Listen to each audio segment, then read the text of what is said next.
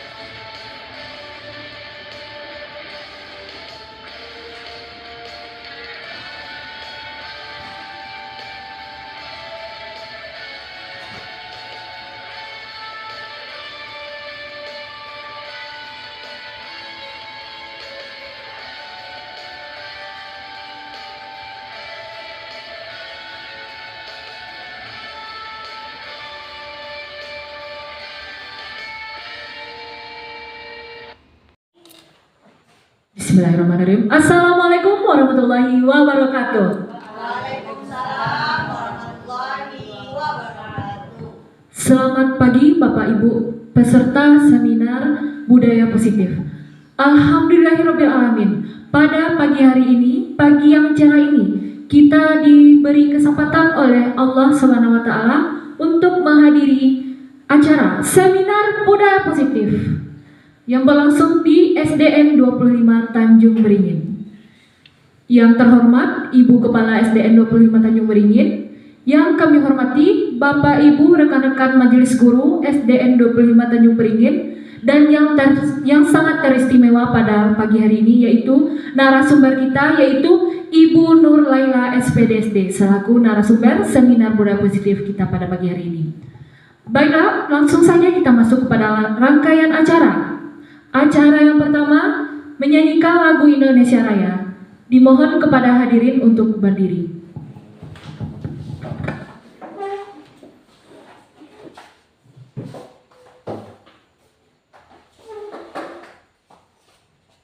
Hiduplah Indonesia Raya. 1, 2, 3. Indonesia tanah airku, tanah tumpah darahku. Di sanalah aku berdiri, jadi pandu ibuku. Indonesia kebangsaanku, bangsa dan tanah airku. Marilah kita berseru, Indonesia bersatu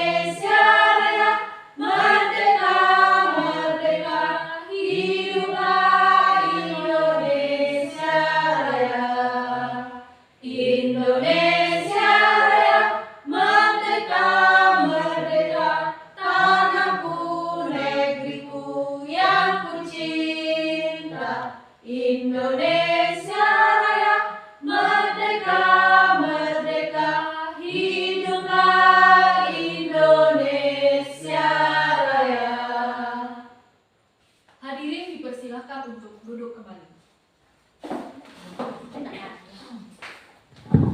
Baiklah para peserta seminar yang kami hormati, dengan berakhirnya lagu Indonesia Raya tadi, maka kita langsung saja masuk kepada rangkaian acara atau inti acara kita pada pagi hari ini. Langsung saja kepada narasumber kita untuk menyampaikan materi mengenai seminar budaya positif. Langsung saja kita minta kepada Ibu Nurlaila SPDSD untuk menyampaikan materi. Kepada Ibu disilakan. Terima kasih. Assalamualaikum warahmatullahi wabarakatuh. Waalaikumsalam warahmatullahi wabarakatuh. Alhamdulillah, puji dan syukur marilah kita ucapkan kehadiran Allah Subhanahu wa taala karena di pagi ini kita dapat melaksanakan seminar budaya positif. Terima kasih banyak saya ucapkan atas kedatangan Bapak Ibu guru hebat. Yang sama-sama saya hormati Ibu Kepala SDN 25 Tanjung Beringin, kemudian yang saya hormati Bapak dan Ibu guru SDN 25 Tanjung Beringin. Baiklah Bapak Ibu, pada kesempatan ini izinkanlah saya memaparkan materi dari budaya positif. Baiklah, untuk perkenalan, nama saya Nurlaila SPDSD dari SDN 25 Tanjung Beringin. Saya adalah CGP Angkatan 7 Kabupaten Pasaman. Pada kesempatan ini saya ingin melakukan aksi nyata untuk menyampaikan tentang budaya positif. Sesi ini nanti akan terbagi 3. Yang pertama yaitu penyampaian materi, kemudian penyampaian pelaksanaan aksi nyata saya di kelas, dan sesi ketiga yaitu sesi tanya jawab. Baiklah Bapak Ibu, sebelum kita memasuki kepada tahap berikutnya, yang pertama perlu kita ketahui yaitu filosofi pendidikan Ki Hajar Dewantara. Pendidikan itu adalah menuntun segala kekuatan kodrat yang ada pada anak-anak agar mereka dapat mencapai keselamatan dan kebahagiaan yang setinggi-tingginya, baik sebagai anggota masyarakat manusia maupun sebagai anggota masyarakat. Menuntun adalah sebuah proses mengarahkan, membimbing, membantu kepada anak agar anak menempuh cara terbaik dan cara yang tepat dalam memecahkan masalah yang dihadapinya. Dalam proses menuntun ini, kita menuntun anak-anak kita itu seperti menuntun anak kandung kita. Sekolah itu diibaratkan tanah, kita guru diibaratkan sebagai seorang petani, sedangkan murid kita itu kita ibaratkan sebagai bibit yang akan kita tanam. Jadi sekolah ibaratkan sebagai tanah tempat bercocok tanam, sehingga pendidik perlu mengusahakan agar sekolah menjadi sebuah lingkungan yang menyenangkan, aman, nyaman untuk bertumbuh, serta dapat menjaga dan melindungi setiap murid dari hal-hal yang kurang bermanfaat atau bahkan mengganggu perkembangan potensi murid. Budaya positif. Tanggung jawab kita sebagai seorang guru adalah bagaimana menciptakan suatu lingkungan yang positif, terdiri dari warga sekolah yang saling mendukung, saling belajar, saling bekerja sama, sehingga terciptalah kebiasaan-kebiasaan yang baik di sekolah kita ini. Dari kebiasaan-kebiasaan baik akan tumbuh menjadi karakter-karakter baik warga sekolah. Pada akhirnya, karakter-karakter dari kebiasaan baik itu akan membentuk sebuah budaya positif di sekolah kita yang kita cintai ini. Dalam rangka menciptakan lingkungan positif, salah satu strategi yang perlu kita tinjau kembali adalah penerapan disiplin di sekolah kita. Konsep inti budaya positif yang pertama adalah disiplin positif dan nilai kebajikan universal. Yang kedua, teori motivasi, hukuman, penghargaan, restitusi, keyakinan kelas, kebutuhan dasar manusia, dan dunia berkualitas. Berikutnya restitusi 5 posisi kontrol dan restitusi segitiga restitusi. Baiklah, kita akan membahas satu persatu. Pertama yaitu makna disiplin. Disiplin ini berasal dari bahasa Latin, yaitu disciplina, yang berarti belajar. Kata disiplin ini akarnya sama dengan disiplin atau murid atau pengikut. Untuk menjadi seorang murid atau pengikut, seseorang itu harus paham betul alasan mereka, mengapa mereka mengikuti suatu aliran atau ajaran tertentu. Sehingga motivasi yang terbangun adalah motivasi intrinsik, yaitu motivasi dari dalam diri kita sendiri, bukan motivasi ekstrinsik atau yang berasal dari luar. Disiplin sebagai bentuk kontrol diri, yaitu belajar untuk kontrol diri agar dapat mencapai suatu tujuan yang mulia. Disiplin diri ini dapat membuat seseorang menggali potensinya menuju kepada sebuah tujuan mulia, sesuatu yang dihargai dan bermakna.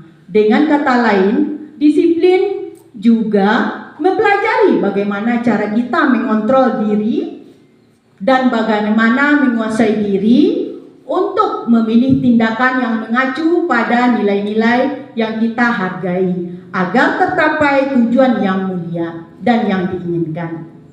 Seseorang yang memiliki disiplin diri berarti mereka bisa bertanggung jawab terhadap apa yang dilakukannya, karena mereka mendasarkan tindakan mereka kepada nilai-nilai kebajikan universal. Nah, kita sebagai pendidik, tujuan kita adalah menciptakan anak-anak yang memiliki disiplin diri sehingga mereka bisa berperilaku dengan mengacu pada nilai-nilai kebajikan dan memiliki motivasi intrinsik, bukan ekstrinsik. Nilai-nilai kebajikan universal. Nilai-nilai kebajikan adalah sifat-sifat positif manusia, merupakan tujuan mulia yang ingin dicapai setiap individu. Nilai-nilai tersebut bersifat universal, lintas bahasa, suku, bangsa, agama maupun latar belakang. Setiap pelaku atau perbuatan memiliki suatu tujuan. Dengan mengaitkan nilai-nilai kebajikan yang diyakini seseorang, maka motivasi intrinsiknya akan terbangun sehingga menggerakkan motivasi diri dan dapat mencapai tujuan mulia yang diinginkan. Nilai-nilai kebajikan yang ingin kita capai oleh setiap anak kita kenal dengan profil pelajar Pancasila. Dan untuk menghangatkan suasana, mencairkan suasana, sekarang mari sama-sama kita nyanyikan lagu profil pelajar Pancasila. 1, 2, 3. Pelajar Pancasila beriman dan bertakwa pada Tuhan Yang Esa dan berakhlak mulia, berkebinekaan global, gotong royong mandiri, kreatif dan bernalar kritis. Nah, itu adalah nilai-nilai kebajikan yang akan kita tumbuhkan kepada diri kita pribadi sebagai pendidik dan kepada diri murid-murid kita. Kita akan menjadi teladan dan mereka juga akan meneladani kita sehingga kita saling menjadi orang yang memiliki profil pelajar Pancasila. Bagaimana dengan keimanan kita, bagaimana dengan sikap gotong royong kita, kemandirian, kreatif, inovatif kita. Kita tingkatkan juga kepada murid-murid kita. Kita melanjut yaitu teori motivasi perilaku manusia. Ada 3 motivasi yang mempengaruhi manusia untuk melakukan sesuatu hal. Yang pertama yaitu untuk menghindari ketidaknyamanan atau hukuman. Jadi melakukan sesuatu itu dia termotivasi karena ingin menghindari ketidaknyamanan atau hukuman. Jika ini, maka akan ada pertanyaan yang muncul. Apa yang akan terjadi apabila saya tidak melakukannya? Nah, ini merupakan motivasi eksternal atau motivasi yang berasal dari luar. Kemudian, yang kedua, untuk mendapatkan imbalan dari orang lain atau mendapatkan hadiah atau penghargaan. Jadi, seseorang melakukannya itu karena ingin mendapatkan sebuah penghargaan, hadiah, atau imbalan. Maka akan muncul pertanyaan, apa yang saya dapatkan apabila saya melakukannya? Yang ketiga, motivasi untuk menghargai diri sendiri. Muncul pertanyaan, saya akan menjadi orang seperti apa bila saya melakukannya? Dari 3 macam motivasi perilaku manusia ini, yang pertama dan kedua itu merupakan motivasi eksternal, sedangkan yang ketiga adalah motivasi internal. Dan motivasi internal inilah tujuan dari disiplin positif. Jadi kita melakukan sesuatu hendaknya termotivasi karena menghargai diri sendiri sehingga muncul motivasi dalam diri pribadi kita itu. Tidak mengharapkan imbalan atau penghargaan dan tidak menghindari ketidaknyamanan atau hukuman. Contohnya kita hadir ke sekolah kita atau kita hadir ke kelas kita melakukannya karena kita menghargai diri sendiri, tidak takut dengan peraturan atau mengharapkan imbalan atau penghargaan. Nah, demikian kemudian kita masuk hukuman dan penghargaan. Ini contohnya, dihukum oleh penghargaan. Ibu Anas, guru kelas 2 SD, mendapatkan masalah.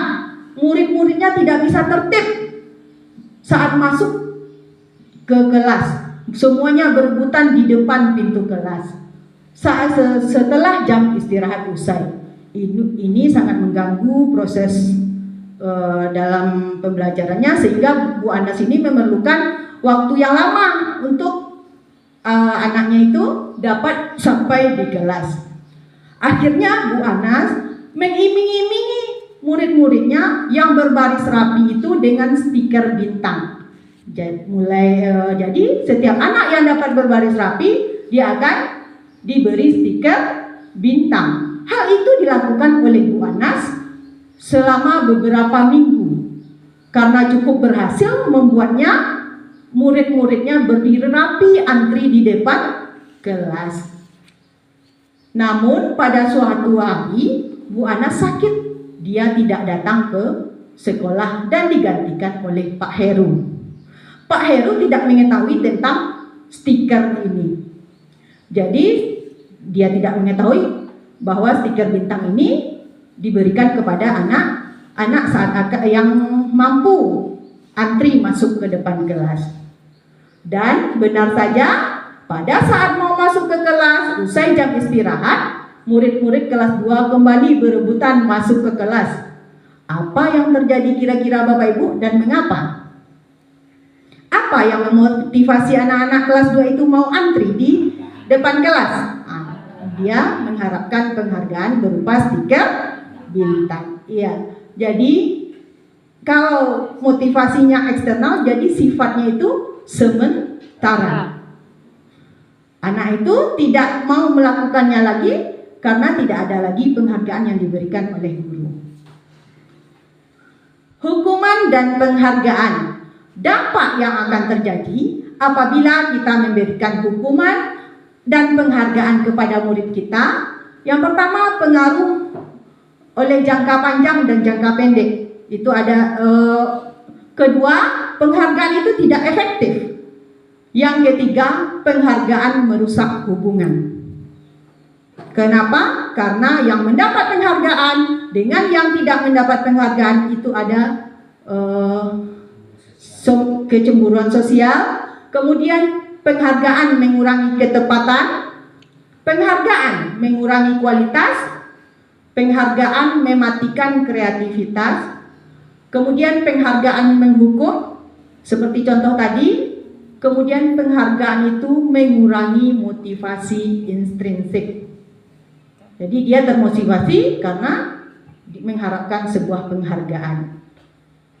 Makanya kita sekarang ini tidak memberikan sistem ranking kepada murid-murid kita agar tidak ada lagi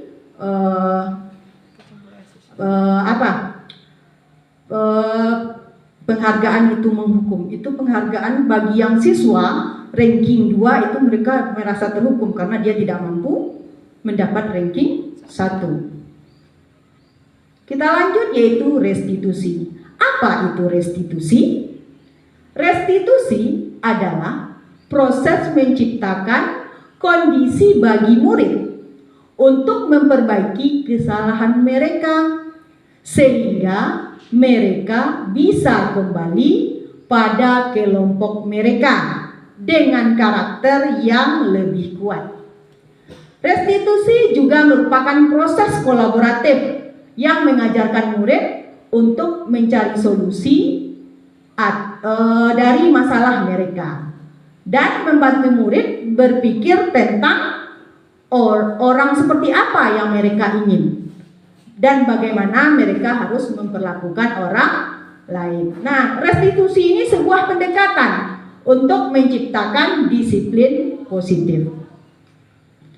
Ciri-ciri restitusi yang pertama, bukan untuk menebus kesalahan, namun untuk belajar dari kesalahan, memperbaiki hubungan, tawaran bukan paksaan.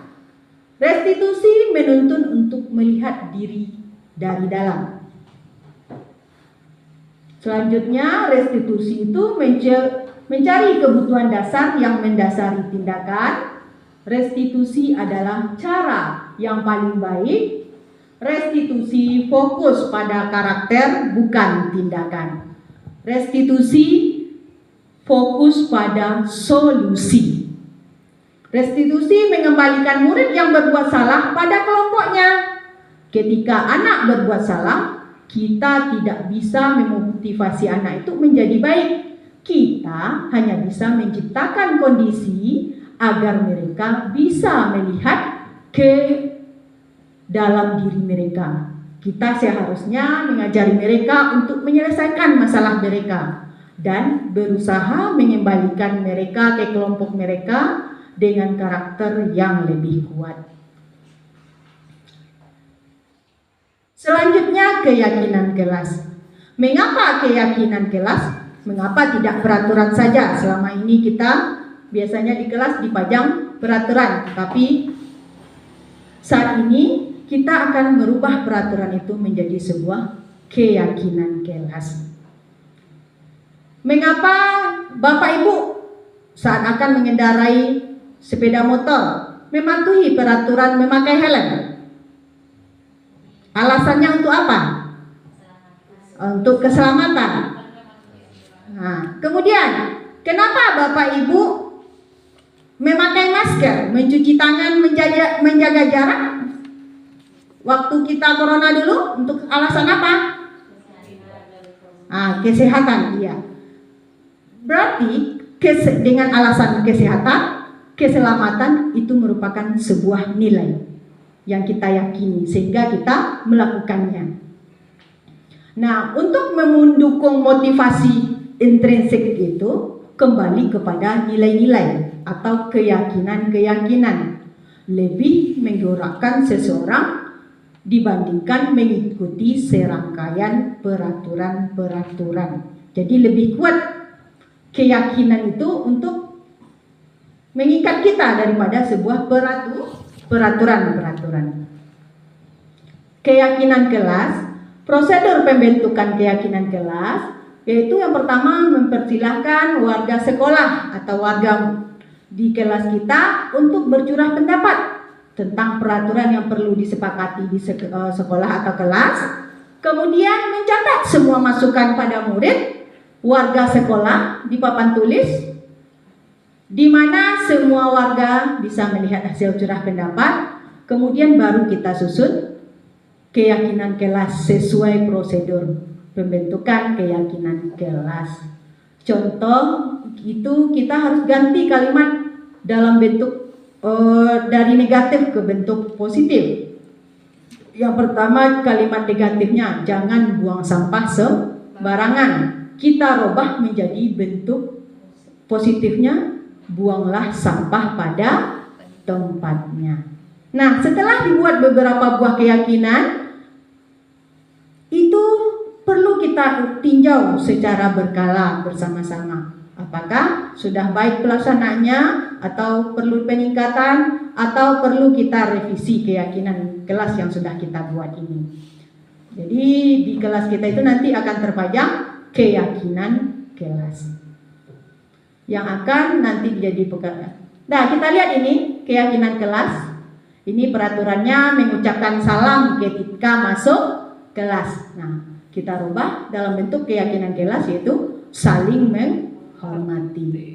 Contoh yang kedua peraturan yaitu bermain di luar kelas pada jam istirahat. Itu peraturan kita. Kita ubah dalam bentuk keyakinan kelas, kebersihan, keamanan, ketertiban. Peraturan bersikap jujur dalam belajar, keyakinan kelas kita bentuk menjadi kejujuran dan komitmen. Selanjutnya hukuman dan konsekuensi. Nah, Bapak Ibu silakan untuk yang pertama mencatat 10 kali dalam buku kalimat saya tidak akan terlambat lagi karena tidak akan terlambat lagi ke sekolah. Ini menurut Bapak Ibu hukuman atau konsekuensi? Konsekuensi. Hukuman atau konsekuensi? Mencatat 10 kali dalam buku kalimat saya tidak akan terlambat lagi datang ke sekolah. Itu melakukan hukuman. Nah, hukuman. Nanti kita lihat cek ya. Yang kedua, lari mengelilingi lapangan basket 2 kali karena terlambat hadir di sekolah. Hukuman. Melakukan. Lari mengelilingi lapangan basket 2 kali karena terlambat hadir di sekolah. Hukuman. Nah, hukuman. Melakukan. Murid diminta push up 15 kali karena tidak menggunakan masker ke sekolah. Hukuman. Hukuman. Melakukan. Menggantikan kertas tugas teman yang telah dicoret-coret. Konsekuensi. Membersihkan tumpahan air di meja tulis karena tersenggol pada saat belajar. Hukuman atau konsekuensi? Konsekuensi. Kemudian murid disuruh mengenakan sepatu seharian di sekolah karena tidak mengenakan sepatu hitam. Murid disuruh membuka sepatu seharian karena tidak menggunakan sepatu hitam. Hukuman. Nah, Melakukan. sepakat hukuman. Lari mengelilingi lapangan basket 2 kali karena terlambat 10 menit untuk pelajaran PJOK. Mengelilingi. Hukuman atau konsekuensi? Hukuman mengelilingi. Lari mengelilingi melakukan. Jadi yang ketujuhnya apa Bapak Ibu? Nah, mari kita cek ya.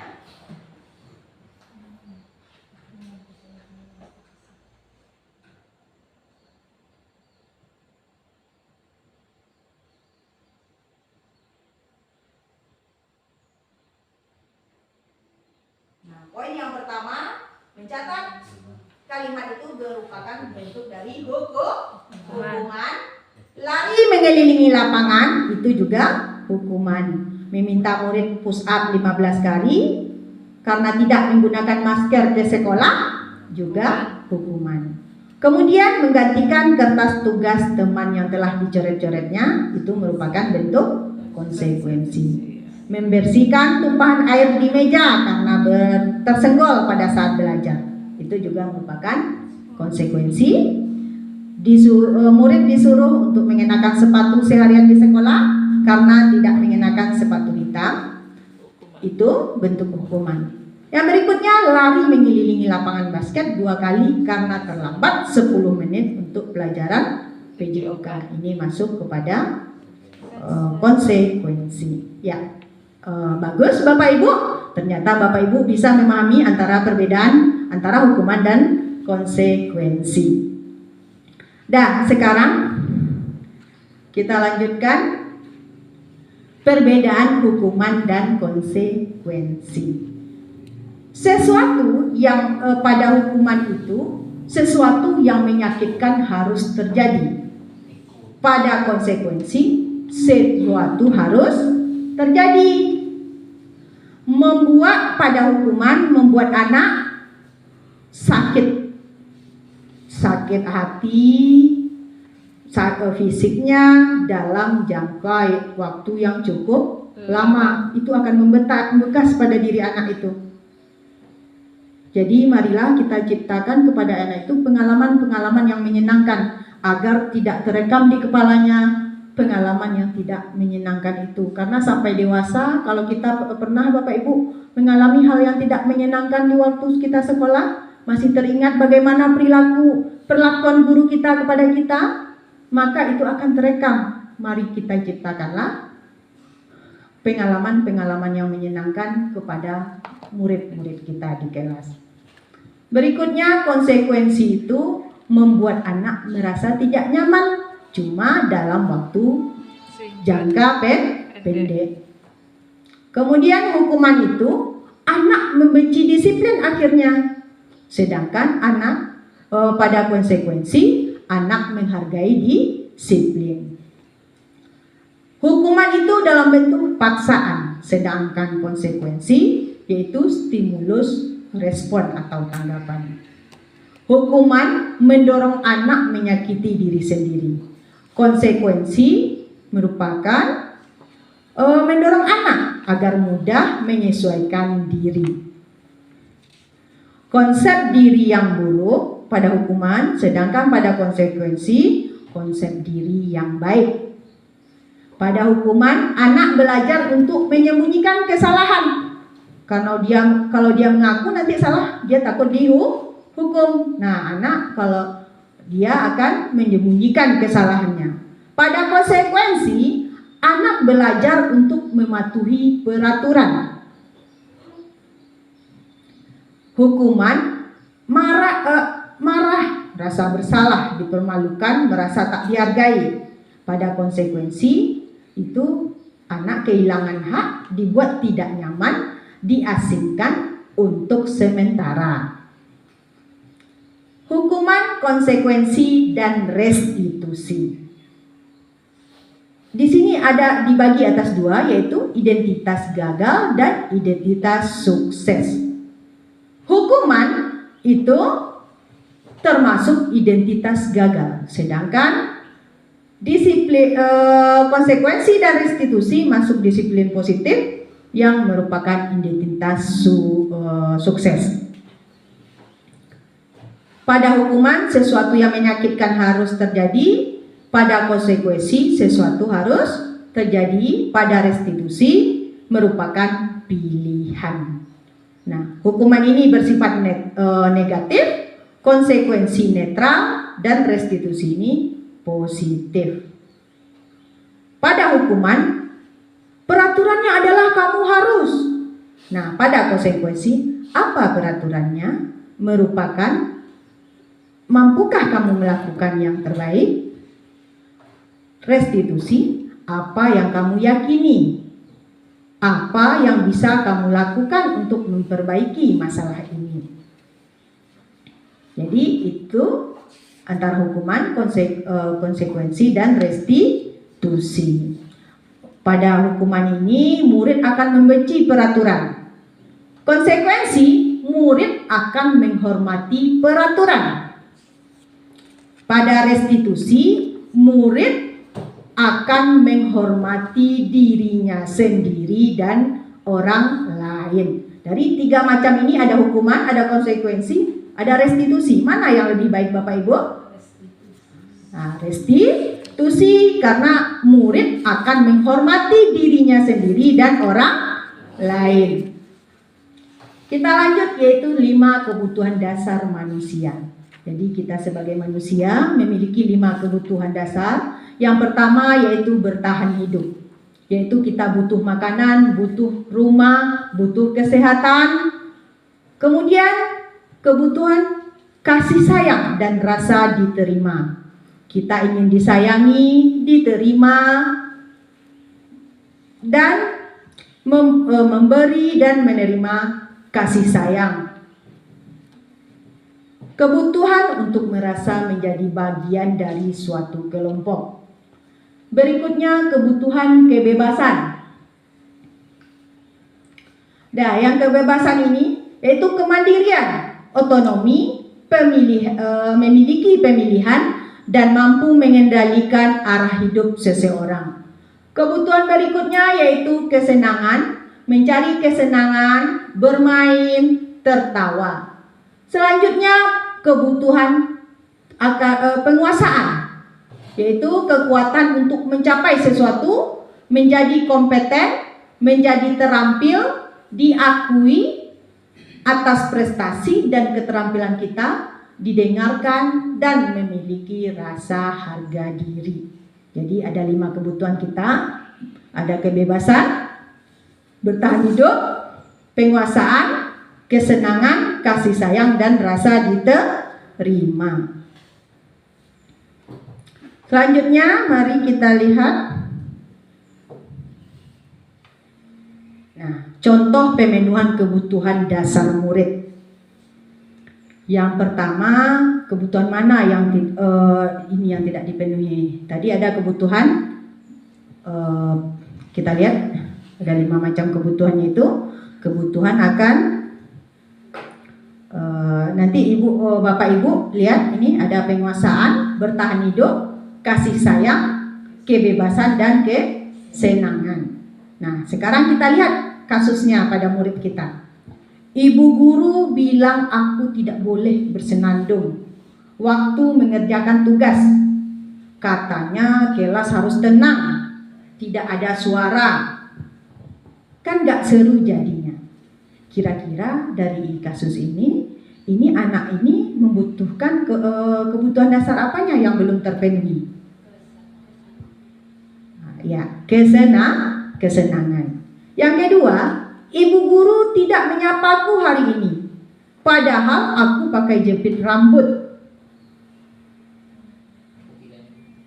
Nah, kesenangan, kebebasan, rasa diterima dan kasih sayang, kebutuhan hidup. Ya, nanti kita cek ya. Yang kedua pilihan Bapak Ibu adalah kasih sayang. Yang ketiga, aku bosen, malas belajar, cuma gitu-gitu aja, dengerin ibu guru aja. Ada kesenangan, kebebasan, kasih sayang, bertahan hidup. Aku bosan, merasa belajar cuma gitu-gitu aja dengerin ibu guru.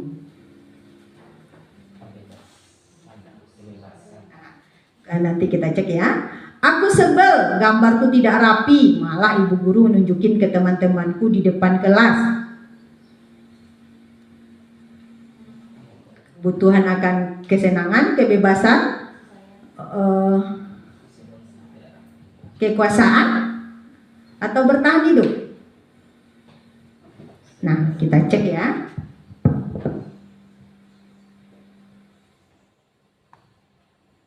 Nah, yang pertama, ibu guru bilang aku tidak boleh bersenandung. Itu anak itu membutuhkan kebutuhan dasarnya yang belum terpenuhi, yaitu kesenangan. Ibu guru tidak menyapaku hari ini, padahal aku pakai jepit rambut baru. Nah, kebutuhan dasar yang belum terpenuhi pada anak kita ini adalah kasih sayang dan rasa diterima. Aku bosan, masa belajarnya cuma gitu aja. Anak itu kebutuhan dasarnya kebebasan. Kemudian aku sebel, gambarku tidak rapi. Ini penguasaan. Jadi Bapak Ibu guru, marilah di kelas kita menghadirkan pembelajaran yang dapat memenuhi kebutuhan dasar anak kita itu, karena mereka dalam menciptakan pembelajaran tersebut kita dapat membuat mereka aktif, membuat mereka nyaman, senang, agar tercipta pembelajaran yang bermakna.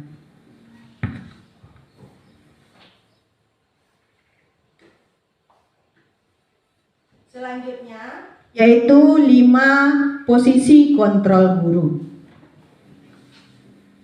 Nah, Bapak Ibu, tolong secara berpasangan pegang satu buah benda, genggam. Satu orang secara berpasangan hanya satu yang menggenggam bendanya. Satu yang menggenggam, satu lagi berusaha untuk membuka genggaman itu, kepalan tangan temannya itu. Boleh dengan cara menghardik, dengan cara membujuk, menggelitik. Dah, silakan. Yang digenggam itu merupakan benda yang berharga oleh Bapak Ibu. Jadi satu yang menggenggam, satu lagi mencoba membuka. Silakan. Dah, silakan. Udah dapat membukanya atau belum? Nah, Bapak Ibu boleh meminta dengan cara baik, memaksa, atau memberi mereka uang sebagai imbalannya. Dari yang sudah Bapak Ibu lakukan tadi, siapa yang membuka genggaman tangannya, bersedia membuka genggaman tangan untuk temannya? Ibu Am tadi bersedia membuka genggaman tangannya, kenapa Bu? Alasan Ibu mengapa mau memberikan sesuatu yang berharga yang dipegang kepada teman Ibu?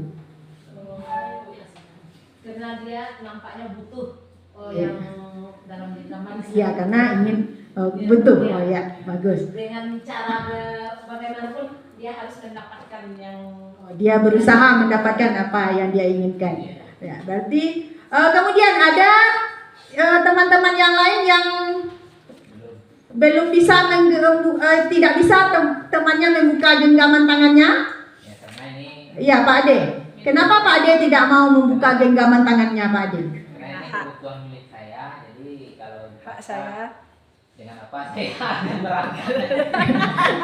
Ya, bagus. Ya, Ibu yang lain, Ibu Tini tadi bersedia membuka kepalan tangannya atau tidak? Kenapa Ibu tidak mau tidak bersedia membuka kepalan tangan Ibu? karena saya membutuhkannya. Nah, iya. Jadi, Bapak Ibu, saya tanya, siapa yang memiliki kontrol terhadap membuka atau menutup kepalan tangannya itu? Diri kita sendiri. Kita mau membukanya atau tidak itu tergantung kita mau memenuhi kebutuhan apa yang kita inginkan.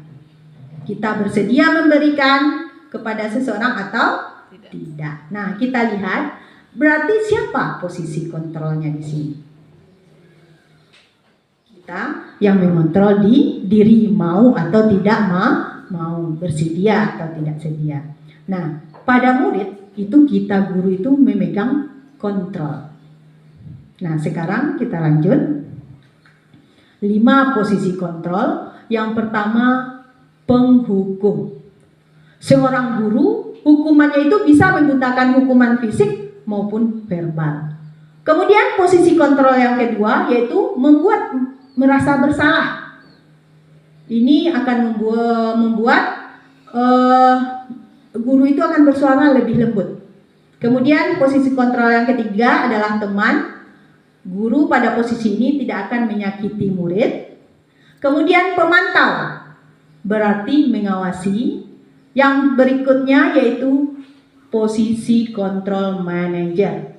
Posisi di mana berbuat sesuatu bersama murid, mempersilahkan murid mempertanggungjawabkan perilakunya, mendukung murid agar dapat menemukan solusi atas permasalahannya sendiri. Nah, baiklah Ibu, Bapak Ibu, kita lihat agar lebih memahaminya. Kita lihat videonya sebentar.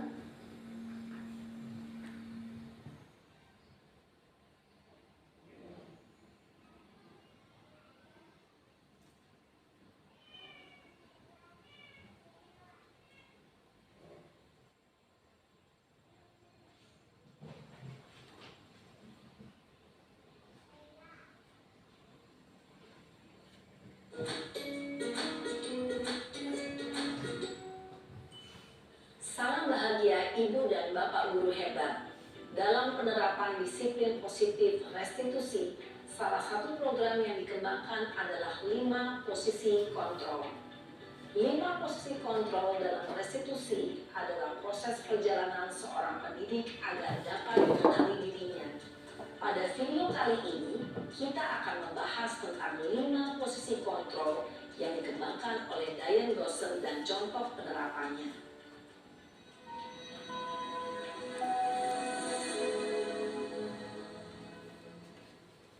5 posisi kontrol itu adalah 1. Posisi penghukum. 2.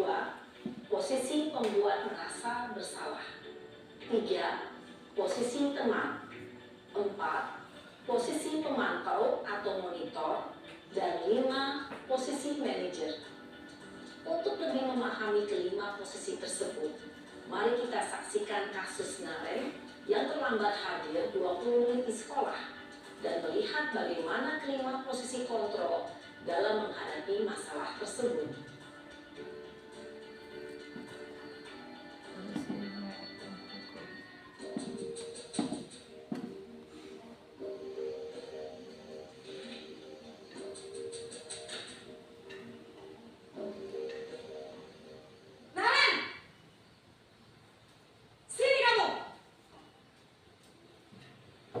Selamat pagi, Bu.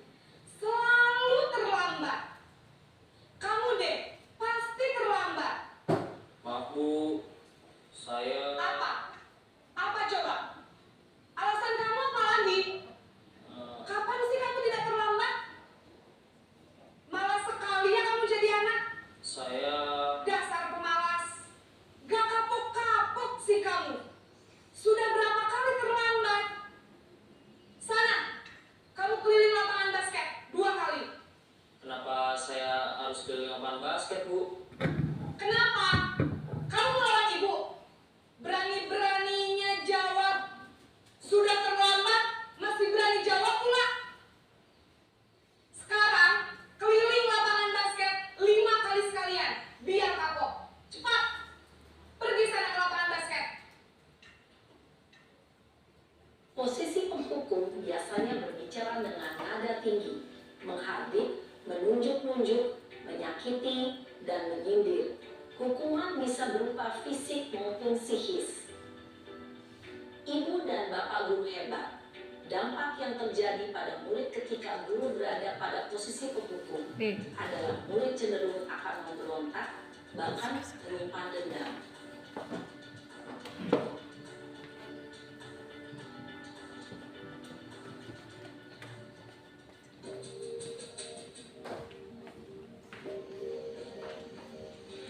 Video berikutnya dengan posisi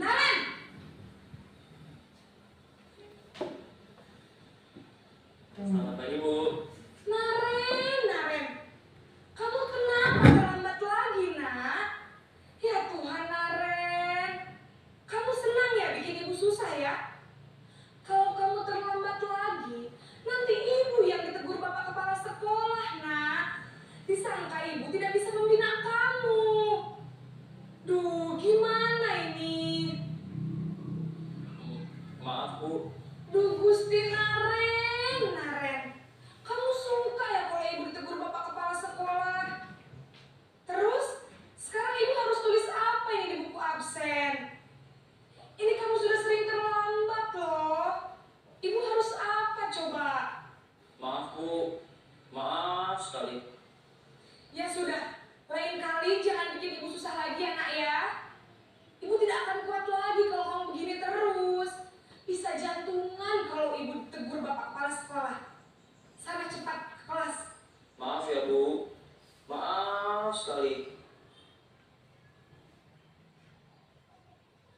Posisi pembuat rasa bersalah berbicara dengan nada tenang, cenderung lembut, namun kata-kata yang diutarakan membuat murid merasa menjadi orang yang gagal, memandang buruk dirinya sendiri, merasa tidak berharga, dan tidak sanggup membahagiakan orang lain. Ketika guru mengambil posisi pembuat rasa bersalah, murid akan menganggap dirinya yang bersalah dan ia akan menyimpan emosi negatif tersebut di dalam dirinya.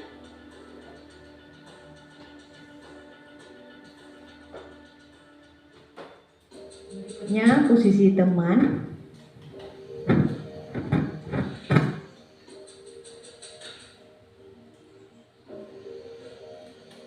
Naren,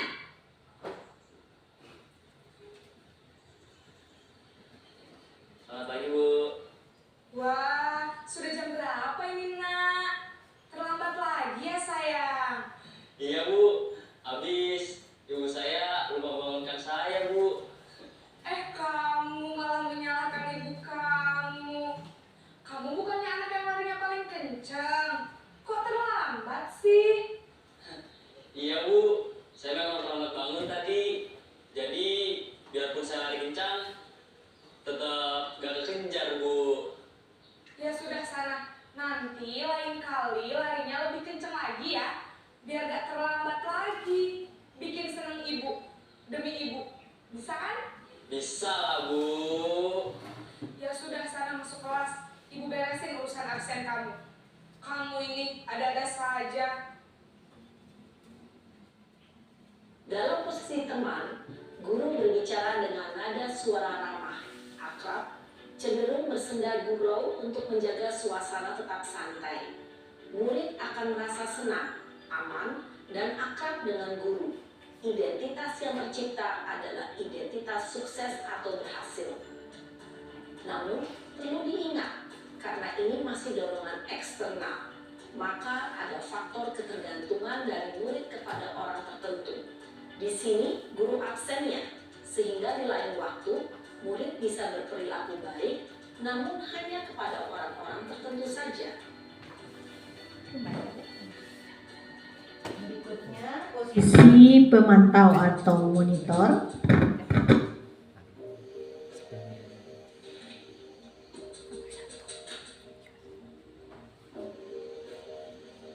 Naren,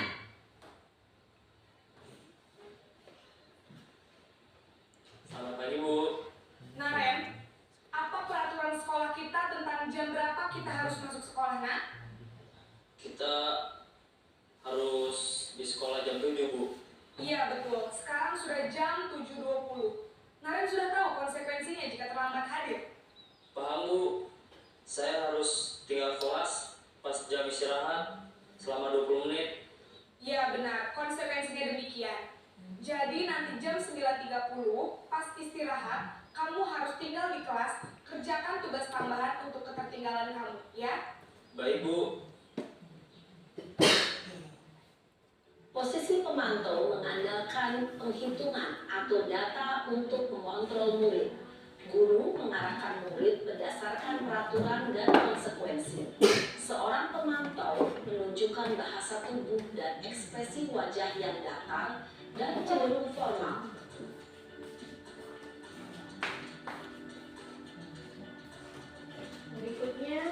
Berikutnya posisi manajer.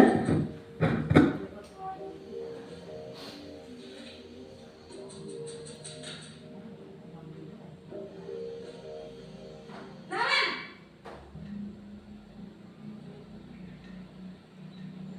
Selamat pagi, Bu. selamat pagi Naren.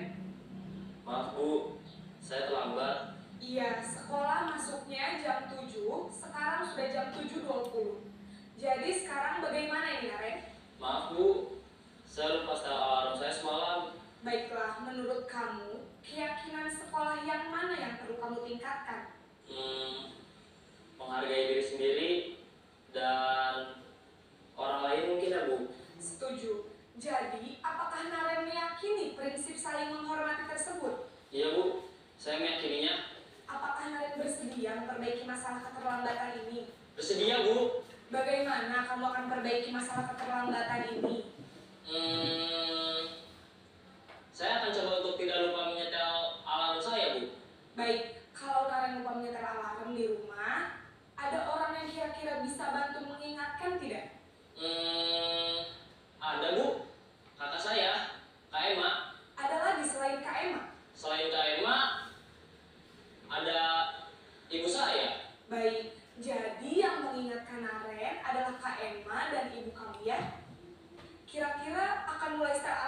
apa nih Naren? Setelah pulang sekolah, akan segera saya lakukan. Baik, jadi Naren akan setel alarm untuk bangun besok pagi dan akan diingatkan oleh kakak dan ibunda Naren ya. Ada lagi yang mungkin perlu dilakukan Naren? Agar tidak terlambat bangun lagi. Tidak ada, Bu. Baik Naren, terima kasih untuk kerjasama kamu. Sekarang kamu perlu kembali ke kelas untuk belajar. Baik, Bu. Terima kasih. Posisi manajer adalah posisi kontrol yang disarankan untuk membimbing murid memiliki sikap disiplin yang positif, yaitu murid yang mandiri, bertanggung jawab, dan dapat memecahkan masalah. Tujuan dari posisi ini adalah agar murid dapat berefleksi atas tindakannya. Guru akan dengan tulus memberikan pertanyaan-pertanyaan bermakna, sehingga membuat murid dapat belajar dari kesalahannya dan mencari sebuah solusi untuk menyelesaikannya.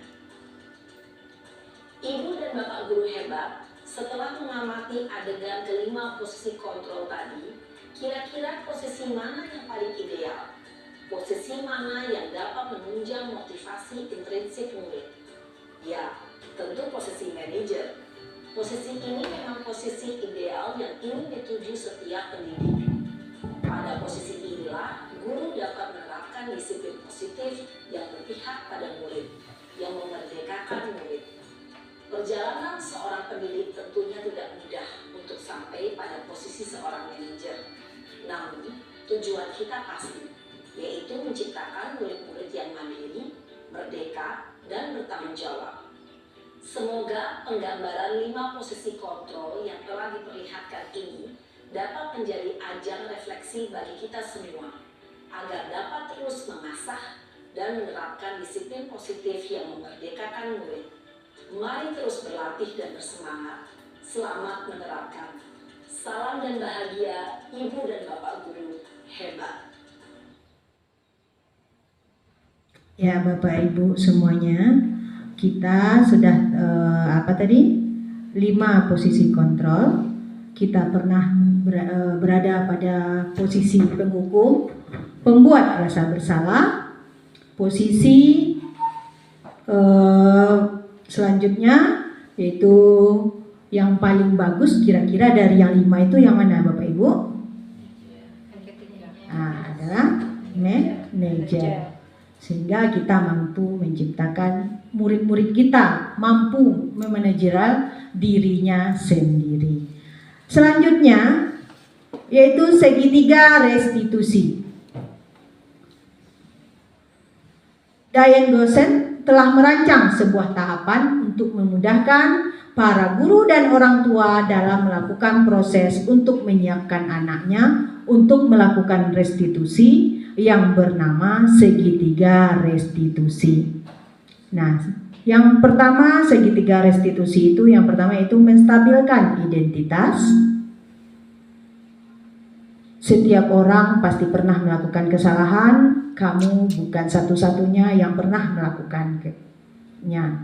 Kemudian validasi kebutuhan. Ini kamu tentu punya alasan melakukan itu. Nah, adakah cara yang lebih efektif untuk mendapatkan apa yang kamu butuhkan? Sedangkan pada tahap menyampaikan keyakinan, kita akan menyanyikan nilai-nilai apa yang telah kita sepakati. Kamu ingin menjadi orang seperti apa? Nah Bapak Ibu, agar lebih kita memahami tentang segitiga restitusi ini, kita akan melihat video berikutnya.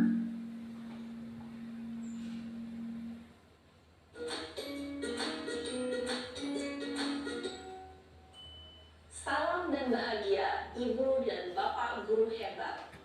Pada video kali ini kita akan membahas tentang salah satu program disiplin positif yang diterapkan di lingkungan sekolah yang dikenal dengan nama restitusi.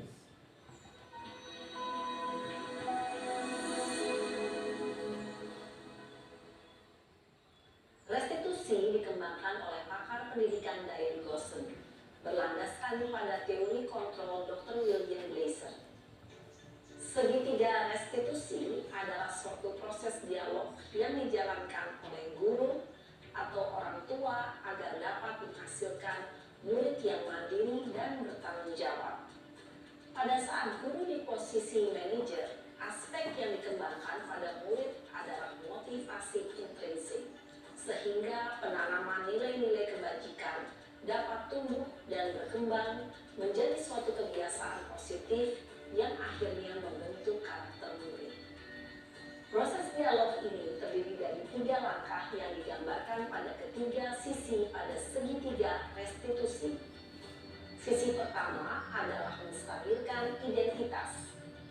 Sisi yang kedua adalah validasi tindakan yang salah. Dan sisi yang ketiga adalah menanyakan keyakinan. Ibu dan Bapak guru, berikut ini akan ditunjukkan bagaimana seorang guru berada dalam posisi manajer menggunakan penerapan segitiga restitusi.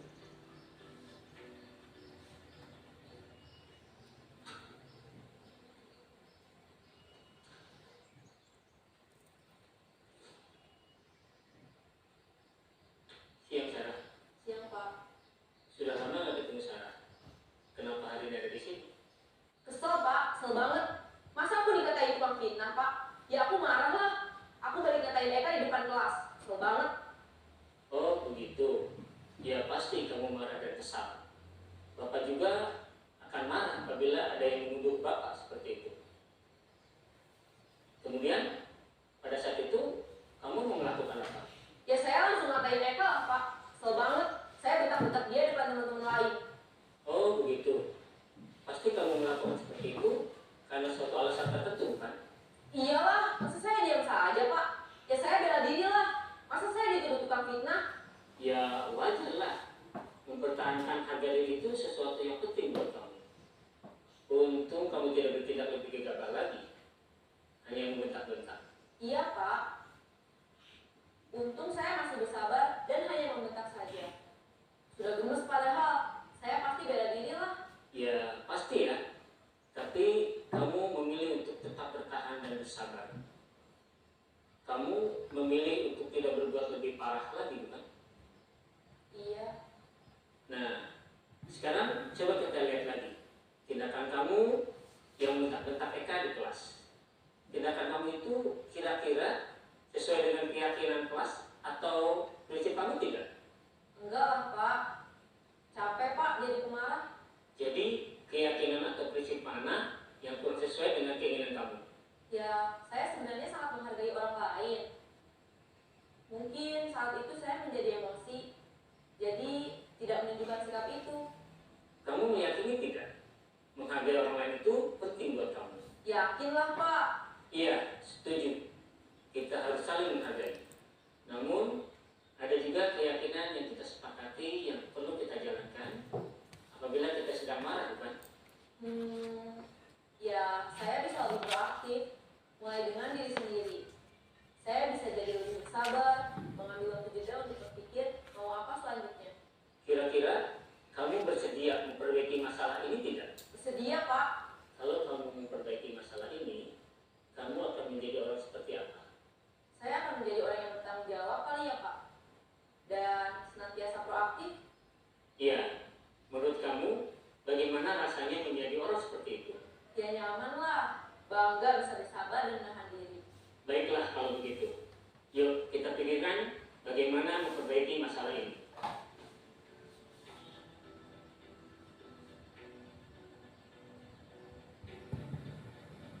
Ibu dan Bapak guru hebat. Baru saja kita menyaksikan contoh bagaimana seorang guru berada dalam posisi manajer menggunakan penerapan segitiga restitusi. Mari kita bahas satu persatu. Pada sisi pertama, menstabilkan identitas berdasarkan pada prinsip bahwa membuat kesalahan adalah bagian dari proses pembelajaran. Sisi pertama dari segitiga ini berperan menggeser identitas murid dari identitas gagal ke identitas sukses. Murid yang sedang bertingkah laku yang tidak pantas atau menarik diri saat itu sedang mengalami identitas gagal. Bila kita mengkritiknya, maka posisinya tidak akan berubah. Kita bisa bisa mengajukan pernyataan-pernyataan ini. 1. Membuat kesalahan sesuatu yang wajar. 2. Manusia tidak ada yang sempurna. 3. Kita bisa memperbaiki masalah ini. 4. Saya tidak menanyakan kesalahannya. Saya lebih fokus bagaimana memperbaiki masalah ini. 5. Apakah saat ini kamu tengah menjadi orang yang baik untuk dirimu sendiri? Pada sisi kedua, validasi tindakan yang salah berlandaskan pada prinsip bahwa setiap perilaku berupaya memenuhi suatu kebutuhan tertentu. Guru yang telah memahami teori kontrol akan bergeser dari pemikiran stimulus respon menjadi proaktif dan mencoba untuk mengenali tujuan dari perilaku murid, mengenali dan mengakui kebutuhan murid ini dapat memperbaiki hubungan dengan murid tersebut. Pernyataan atau pertanyaan bisa disampaikan dengan nada suara tidak menghakimi atau memojokkan, sehingga dapat mengembalikan murid pada posisi positif. 1. Kamu bisa saja bertindak lebih gegabah lagi dari ini. 2. Kamu bukan melakukannya tanpa suatu alasan tertentu. 3. Kamu melakukannya karena mempertahankan sesuatu yang penting bagimu. 4. Mungkin kamu bisa mempelajari suatu perilaku baru yang lebih efektif. Bersediakah kamu mempelajarinya? Selanjutnya, kita akan simak sisi terakhir, yaitu menanyakan keyakinan. Teori kontrol menyatakan bahwa pada dasarnya kita termotivasi secara intrinsik. Pada saat perilaku yang salah telah divalidasi dan identitas sukses telah stabil, maka murid telah siap mengaitkan keyakinan-keyakinannya dengan tindakannya yang salah, dan pemikirannya telah bergeser ingin menjadi orang yang dituju. Pertanyaan-pertanyaan ini dapat mengaitkan keyakinan-keyakinan yang dianut murid. 1. Sebagai keluarga atau kelas, apa yang kita yakini? 2. Nilai-nilai apa yang telah kita sepakati? 3. Seperti apa gambaran sebuah kelas yang ideal bagi kamu? 4. Kamu ingin menjadi orang seperti apa?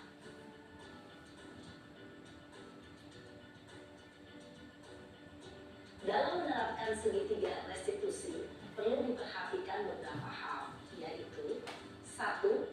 Perilaku yang salah perlu dikaitkan dengan nilai-nilai atau keyakinan-keyakinan yang telah disepakati atau dituju. 2. Kesediaan orang yang melakukan kesalahan untuk memperbaiki masalah. 3. Pemecahan masalah sebisa mungkin relevan atau memiliki hubungan dengan masalah yang ada. 4. Usaha. Perlu adanya suatu usaha perbaikan dari pihak yang berbuat kesalahan. 5. Waktu. Perlu didedikasikan waktu dari pihak yang berbuat kesalahan. Tanyakan kapan akan mulai diberlakukan usaha untuk memperbaiki masalah. Dengan memahami struktur penerapan segitiga restitusi, diharapkan guru dapat menerapkan posisinya sebagai manajer dengan mengajukan pertanyaan-pertanyaan bermakna yang dapat membuat murid menjadi lebih percaya diri, bertanggung jawab, dan mandiri. Nah, Ibu Bapak Guru, perlu tidaknya mengikuti ketiga tahapan dalam segitiga restitusi bergantung pada ringan beratnya suatu permasalahan. Misalnya, bila permasalahan tersebut ringan, maka tidak perlu dijalankan secara berurutan. Bahkan bisa semudah menanyakan, apa keyakinan yang kita sepakati? Dengan menjalankan segitiga restitusi, dengan mengajukan pertanyaan-pertanyaan bermakna, diharapkan murid menjadi lebih kuat secara pribadi, dapat membuka wawasan murid agar dapat menyelesaikan permasalahannya sendiri, semakin percaya diri, mandiri, dan merdeka. Salam dan bahagia, Ibu Bapak Guru hebat. Bapak Ibu, demikianlah bagaimana penerapan segitiga restitusi. Selanjutnya kita akan melihat aksi nyata saya di kelas dalam penerapan segitiga restitusi.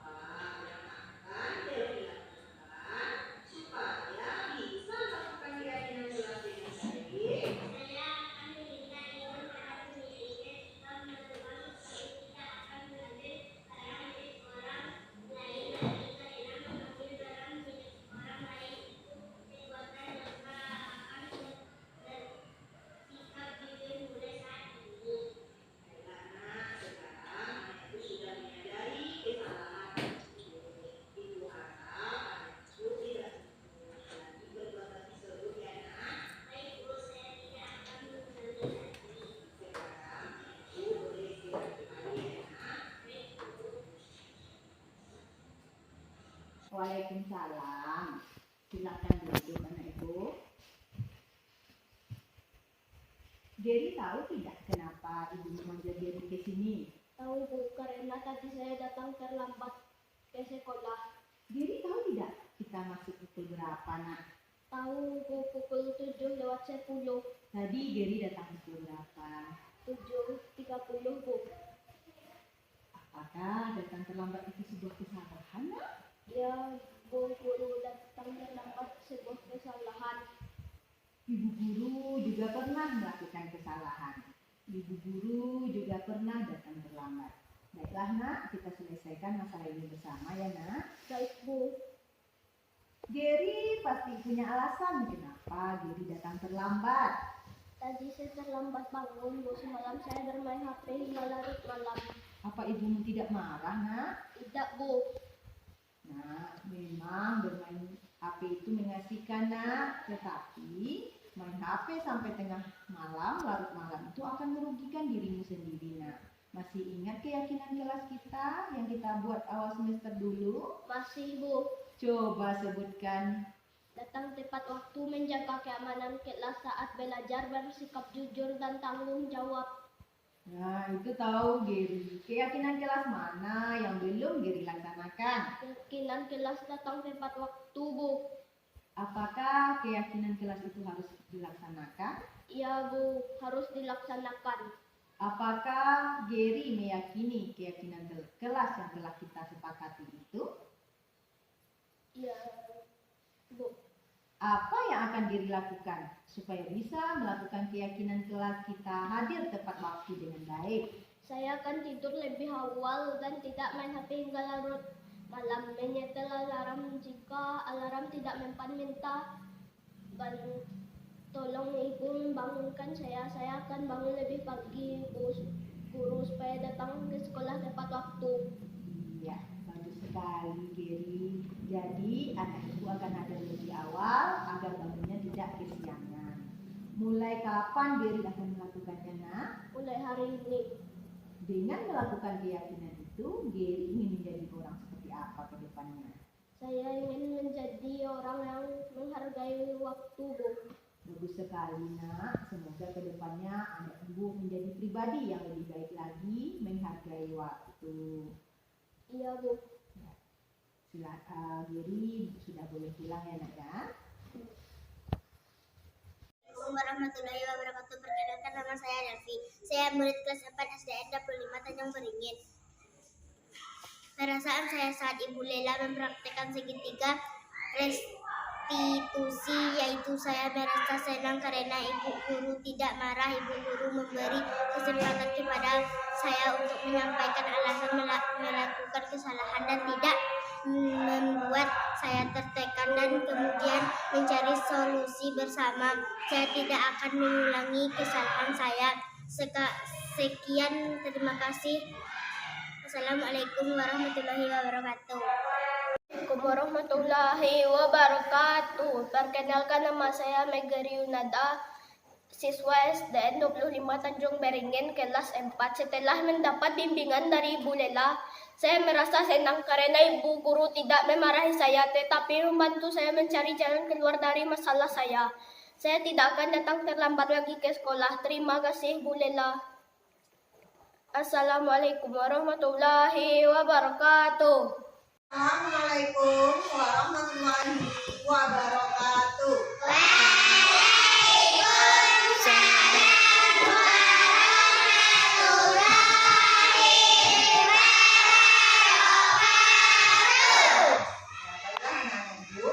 Pagi ini kita akan membuat keyakinan kelas yang akan kita sepakati, yang akan kita jalani, dan akan kita laksanakan. Nah, keyakinan kelas ini adalah dari anak ibu, untuk anak ibu dan anak ibu yang akan menjalankannya. Kenapa kita membuat keyakinan kelas? Agar dapat kita yakini dan kita laksanakan. Selama ini ada peraturan yang kita patuhi, sekarang kita coba ke bentuk keyakinan agar kita dapat meyakininya dan melaksanakannya dengan sepenuh hati. Keyakinan kelas ini mengandung nilai-nilai, dan nilai-nilai tersebut yang akan anak ibu tuliskan di sini nanti, yaitu mengandung nilai-nilai kebaikan yang akan kita yakini. Anak ibu tuliskan pada kertas ini nanti. Setelah itu kita tempelkan. Ya, silakan dituliskan keyakinannya.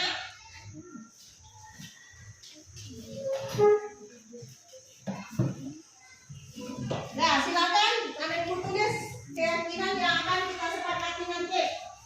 Silakan mulai menulis.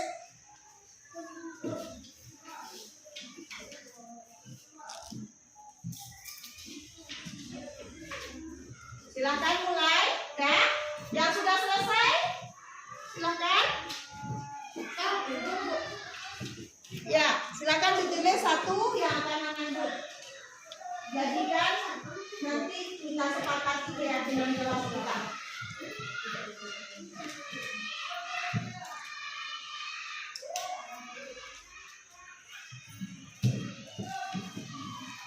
Dah, semuanya sudah dapat?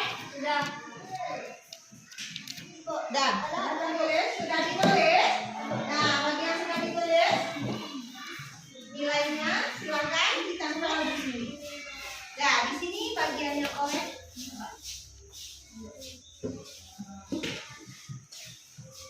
Nah, lagi.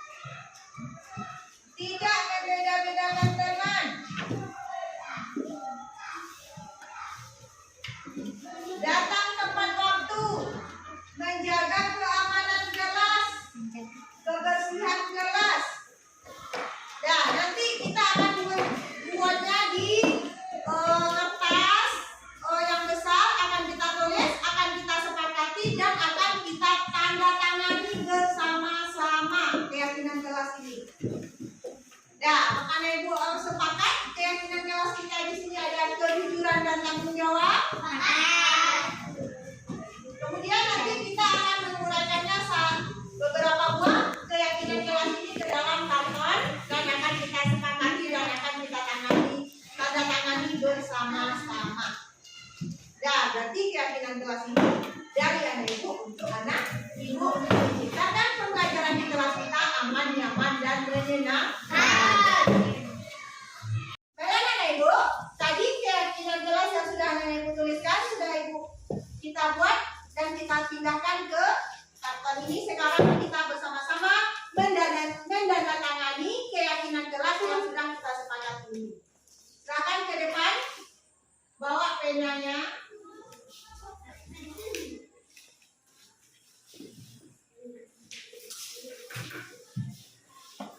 Nah, silakan Denny. Nah, lanjut dua. Nah, tiga. Ya.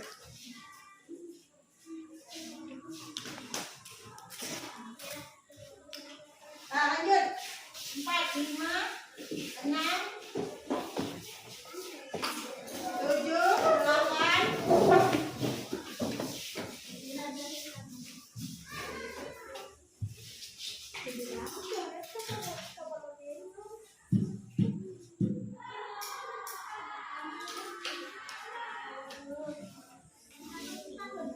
Sembilan,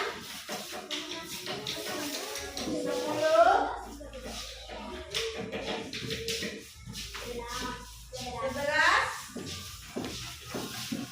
12,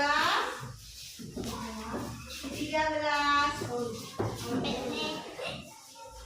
14, 15, 16. Bagi yang sudah, silakan duduk ke tempatnya kembali.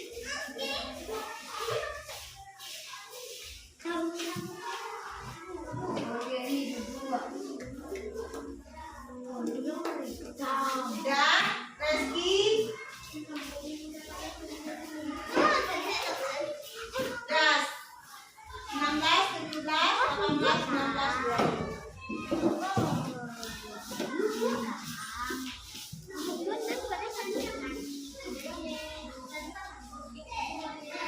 Dan yang lain. Jadi keyakinan yang pertama apa? 1. Keyakinan jujur dan tanggung jawab. 2. Komitmen terhadap tugas. 3. menghormati orang lain. 4.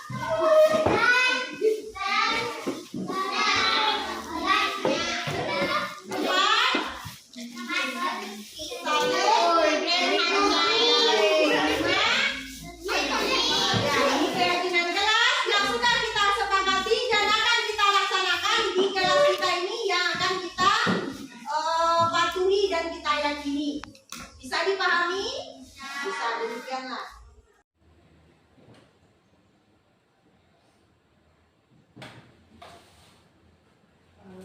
Semuanya, demikianlah serangkaian materi seminar budaya positif dan pelaksanaan aksi nyata saya tentang segitiga restitusi di kelas.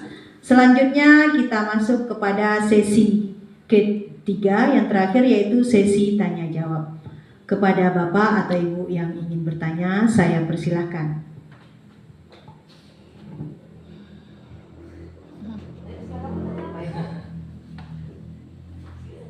Ya. Assalamualaikum warahmatullahi wabarakatuh. Waalaikumsalam warahmatullahi wabarakatuh. Saya selaku kepala sekolah sangat mengapresiasi sekali penyampaian oleh Ibu Lela tadi. Kita kasih aplaus sama Bapak Ibu.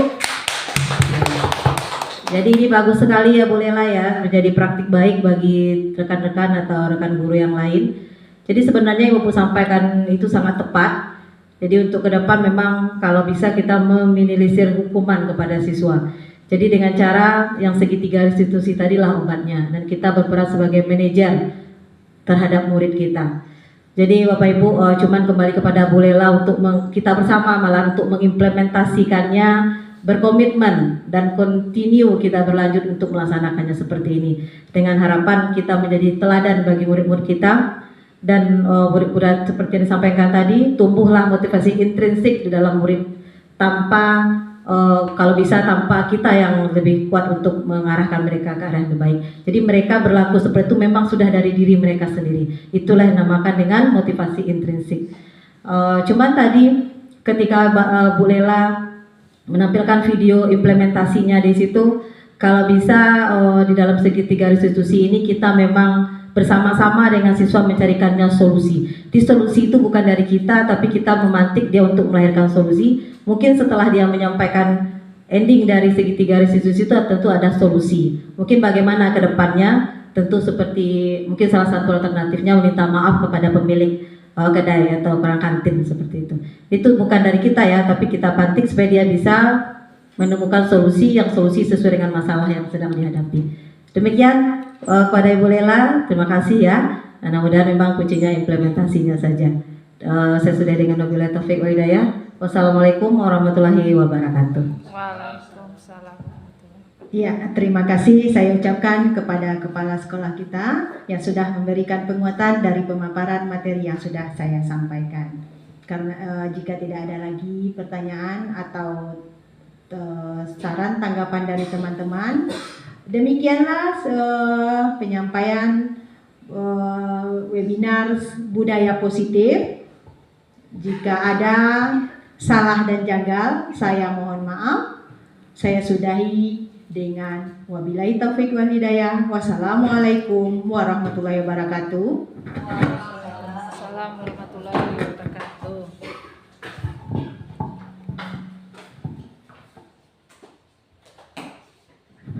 Terima kasih banyak kami ucapkan kepada narasumber kita yaitu Ibu Nur Laila SPDSD. Dan demikian rangkaian acara seminar budaya positif kita pada hari ini. Saya selaku moderator, jika ada salah dan janggal, saya mohon maaf. Disudahi dengan wabillahi taufiq wal hidayah. Wassalamualaikum warahmatullahi wabarakatuh. Waalaikumsalam warahmatullahi wabarakatuh.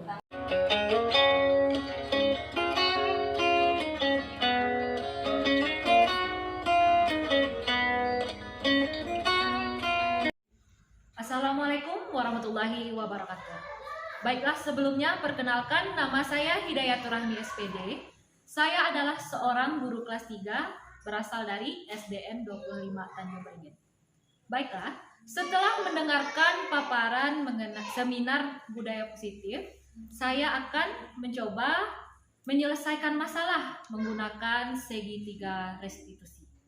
Kemudian, saya akan mencoba membuat keyakinan kelas bersama murid-murid di kelas saya. Sekian dari saya. Terima kasih. Wassalamualaikum.